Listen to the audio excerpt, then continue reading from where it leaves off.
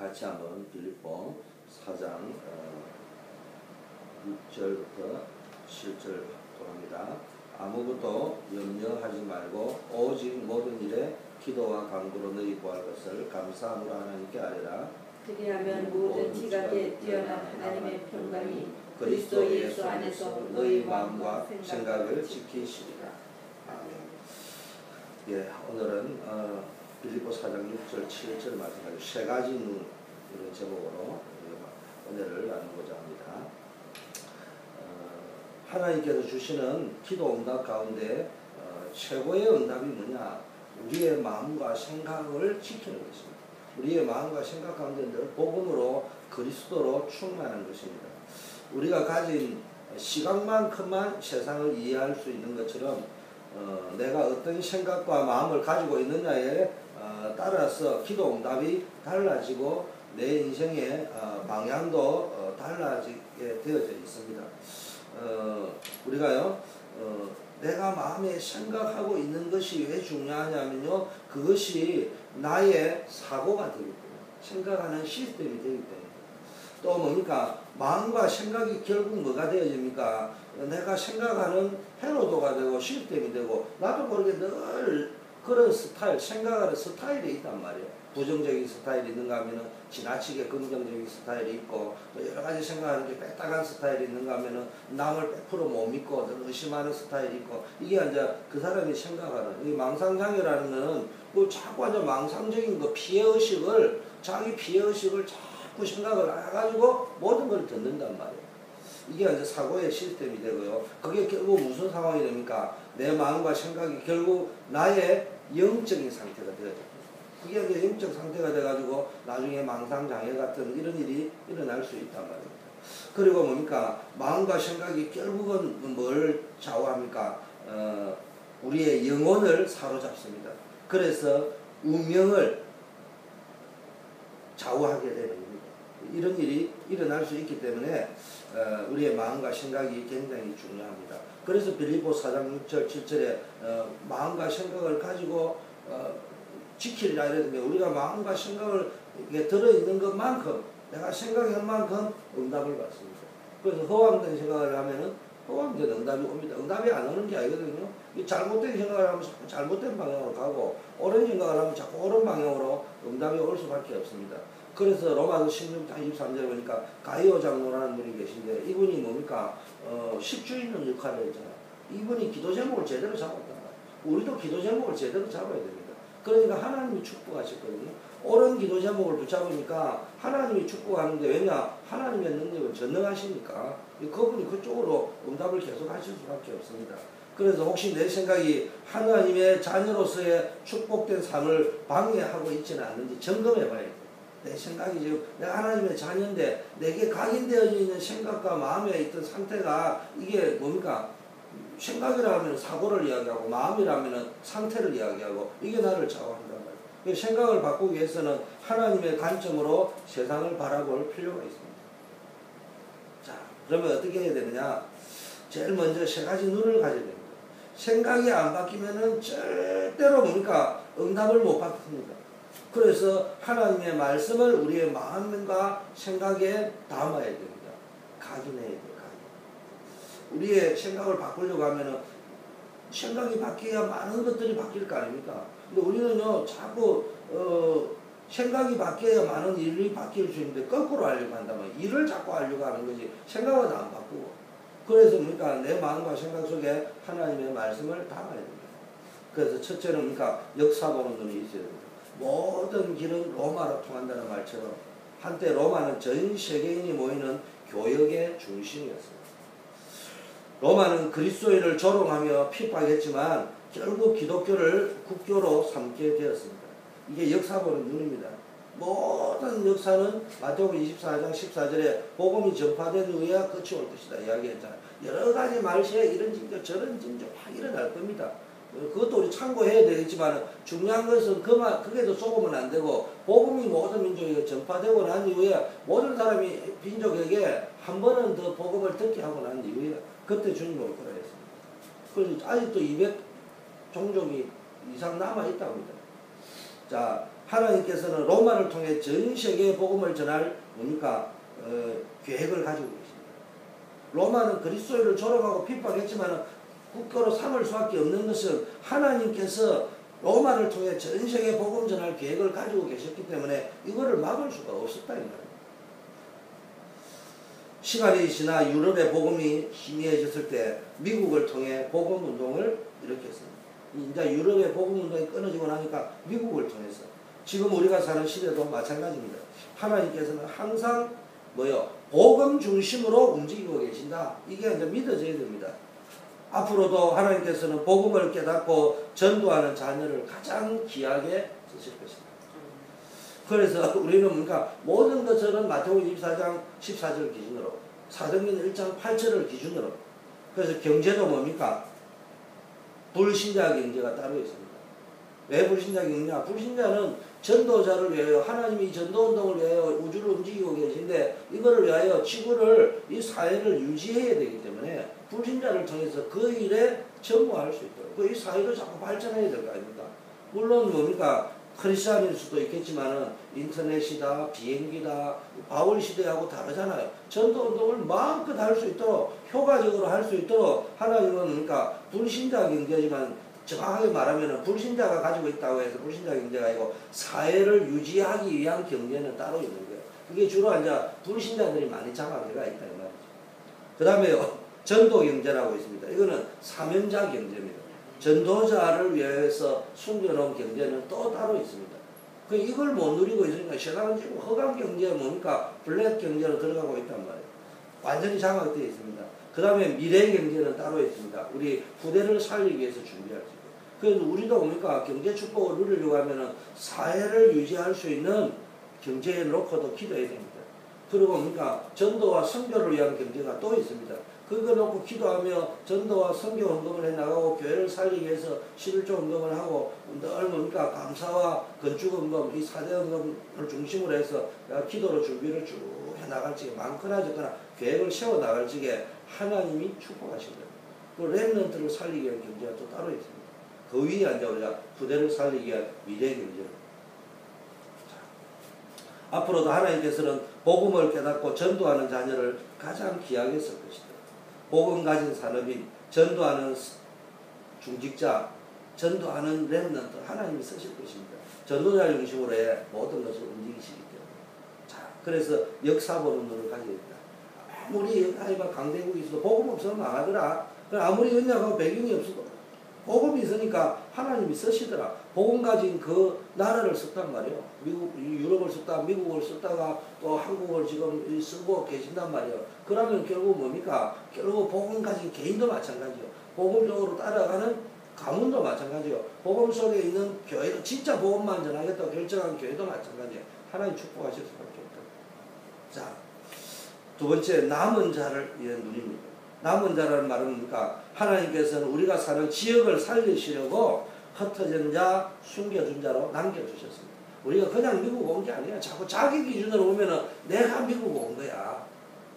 또는 망해가 온 거야. 어떤 이유 때문에 온 거고, 어떤 물리적인 이유 때문에, 어떤 뭡니까? 인간적인 이유 때문에 온 것이고, 아니면 자기가 온 것이고 보입니다. 그러나 사실은 그것이 아니고요. 하나님의 계획이 있어서 남겨두기 위해서 때로는 흩어놓기도 하고, 그게 남겨져 있기도 하고, 이렇게 이야기합니다. 이게 안 되면 우리는 비참해집니다. 자기 고향에 있어야 되는데, 고향에 못 있고 흩어져 있는 자, 도망온 자, 쫓겨난 자, 망해가지고 온 자, 이렇게밖에 더 됩니까? 그 다음에 그러니까 본국으로 돌아갈 수 없는 자, 힘없는 자, 무능한 자, 이거밖에 더 됩니까? 그런데 알고 보니까 하나님이요, 다 이유가 있어서 남겨둔 자랍니다. 성경에 보면 하나님께서는 남은 자를 통해서 중요한 일을 하셨습니다. 남은 자는 축복받은 하나님의 종으로서 영안을 열고 확신을 가지고 있습니다. 그래서 우리는 왜 이 시대에 우리가 살아야 존재의 이유를 알아야 돼요. 내가 살아야 될 이유, 존재의 이유를 알면은 어느 곳에 있든지 우리는 막연한 디아스포라가 아니고 하나님의 계획 속에 남겨져 있는 계획 속에 있는 자란 말이에요. 이게 뭡니까? 딱 보이고요. 확신이 있어야 됩니다. 그래서 구약 성경은요, 언약 사상이고 선지서로 이사야서로 쭉 넘어오면서요, 남은 자 사상입니다. 남은 자 사상. 포로 이후에 포로 시대 이후에 가장 많이 떠오르는 게 남은 자 사상이잖아요. 남은 자는 무슨 일을 하든지 하나님의 계획을 묻고 갈등이 생길 때마다 하나님께 영광을 돌리는 방향으로 움직이고 하나님의 성령의 인도를 구하면 됩니다. 이것이 남은 자가 세상 속에서 승리하는 방법입니다. 이 말은요, 빌립보서 1장 10절에 보니까 뭐합니까? 지극히 선한 하나님의 계획을 찾아낼 줄 알아야 합니다. 남은 자는요, 항상 하나님의 계획을 찾아야 된다는 말이 이 말입니다. 빌립보 2장 13절에는 뭐냐? 하나님께서 우리로 소원을 주고 행하게 하신다. 그래서 그러니까 하나님의 소원과 내 소원이 일치되어질 적에 이게 어디에 맞추면 됩니까? 내가 하나님은 항상 우리에게 관심이 많으니까 우리가 하나님께 방향을 딱 맞추고 가면은 그게 뭡니까? 영혼구원, 전도와 선교란 말이에요. 그 다음에요, 갈등 생길 때는 뭐 해라고요? 하나님께 영광 돌리는 말은 뭡니까? 정말로 고린도전서 10장 31절에 먹든지 마시든지 무엇을 하든지 하나님의 영광을 위하여 해라.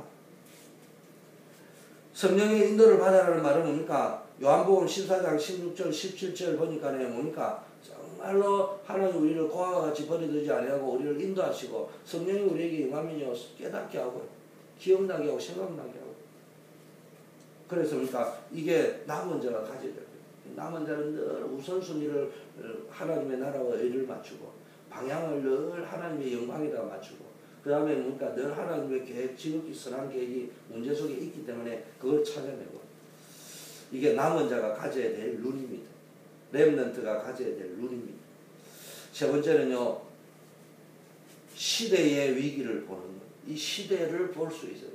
지금 시대는 자꾸 파라다이스를 이야기하고요, 유토피아를 이야기하지만 결국 성경은 유토피아를 이야기하지 않고 파라다이스를 이야기하지 않고 말세 때는 뭡니까? 굉장한 혼란의 시대가 올 것이다. 굉장한 고통의 시대가 올 것이라고 성경은 이야기하고 있습니다.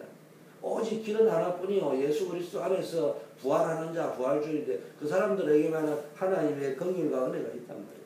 그래서 하나님께서는 남은 자로 부르신 이유는 모든 사람을 시대의 위기에서 벗어나게 하기 위함이다. 우상, 사단 숭배는 날이 갈수록 문화 깊숙이 침투하고 있습니다.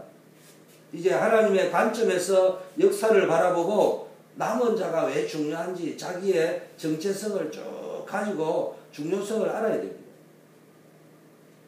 하나님의 축복을 모르는 사람은 복음이 아닌 다른 것에 관심을 자꾸 쏟고 그러다 보면 딴 게 자꾸 각인이 되어지고 그게 내 생각이 되고 그게 어느 날 어려움으로 온단 말이에요. 마귀가 우는 사자와 같이 삼킬 때를 찾고 있는 동안 하나님의 말씀을 뭡니까? 붙잡을 때 일어나는 뭡니까? 역사를 보아야 합니다.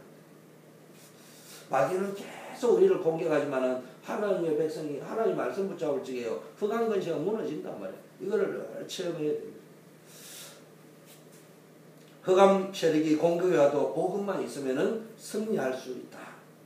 우리는 이 언약을 붙잡고요. 교회 위기가 왜냐? 지금 교회를 보세요. 교회는 문 닫고 있습니다. 지금 교회는 아무 힘이 없습니다. 그냥 수평 이동하면서 큰 교회가 있어가지고 그냥 그 큰 교회를 보면은 뭐 마치 우리 교회도 그 큰 교회처럼 될 것처럼 보이고 막 이런 상상과 착각에 빠져있고 어디서 무슨 전도운동한다, 세미나 한다 이러고 부흥 세미나 한다 하면은 거기에 가가지고 막 머리를 쳐박고 앉아있는 거지. 사실은 수평 이동이요, 전부 뭡니까? 교인 수는 떨어지고 있는 상황입니다. 왔다가도 교회의 매력을 못 느끼고 다른 정도로 가고 있습니다. 이런 교회는 또 맨날 갈등하고 싸우고 분쟁하고 분열하고 그러잖아요. 그러다 보니까 뭡니까? 어려움 당하는 사람은 우리 렘넌트들이요, 우리 청소년들이요, 우리 후대들이요. 이런 사람들은 말 안 하지만 막 갈등하다가 뭐가 들어가는 거예요? 교회도 별 수 없네, 불신앙 들어가 버려요.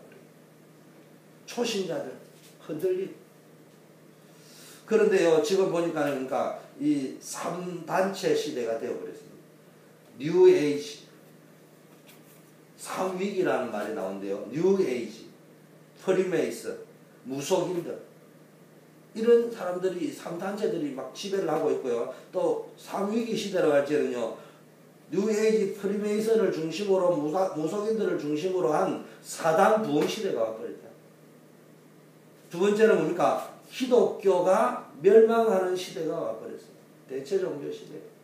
세 번째는 뭡니까? 그러다 보니까 재앙 시대가 들어닥쳐버려요. 이런 시대에 우리가 지금 살고 있습니다. 그러다 보니까 영적 혼란이 막 가속되어지잖아요. 영적 대지향이 계속 오고 영적 문제 들어닥치고 있잖아요. 대안이 뭡니까? 정말로 복음 가진 평신도들이 일어나야 돼요. 복음 가진 산업인들이 일어나서 산업선교를 해야 돼요. 그래서 요즘 계속 나오는 게 3기업 이야기하죠. 사회적 기업, 문화적 기업, 선교적 기업. 이 사회를 지향 만난 사회를 영적 대 혼란 속에 빠져있는 이 시대를 살릴 수 있는 복음 가진 뭡니까? 사회적 기업을 할 뭡니까? 이런 평신도들이 일어나야 되고 산업인이 일어나야 돼요. 교회가 계속 이야기해 줘야 됩니다. 지금 문화가 흑암에 잡혀 있습니다. 이게 문화가 단순히 흑암에 잡혀 있는 게 아니고요. 지금 청소년들이 완전히 이렇게 빨려 들어가고 맨홀 속으로 빨려 들어가고 있단 말이에요. 힘이 없단 말이에요. 이대로 놔두면은 진짜 막 계속 영적 문제 옵니다. 앞으로 막 엄청난 창극과 비극 사건들은 계속 일어날 거란 말이에요. 그래서 우리는 이 문화를 뭡니까? 복음 문화로 바꿀 수 있어요. 정말로 선교할 수 있는 기업. 선교만을 위하여 이런 것들을 준비할 수 있어요. 자, 결론. 우리는요, 자꾸 내가 가진 생각은 그대로 가지고 있으면서 일부터 자꾸 하려고 하는데 뭐부터 바꿔야 돼요? 각인된 것부터 바꿔야 됩니다. 다른 말로 뭔가를 보는 눈, 뭔가를 생각하는 생각부터 바꿔야 됩니다.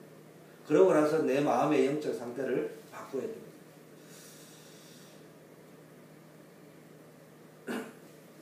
그래서 오직 복음. 지금 저와 여러분 속에 많은 사람들 속에 다른 것이 각인되어져 있기 때문에 이거를 바꿔야 됩니다. 오직 전도. 복음 외에는 다른 방법이 없어요. 복음 외에는 이 위기 만난 위기 시대를 3위기 시대를 막을 수 있는 길이 없습니다. 오직 이 길밖에 없다.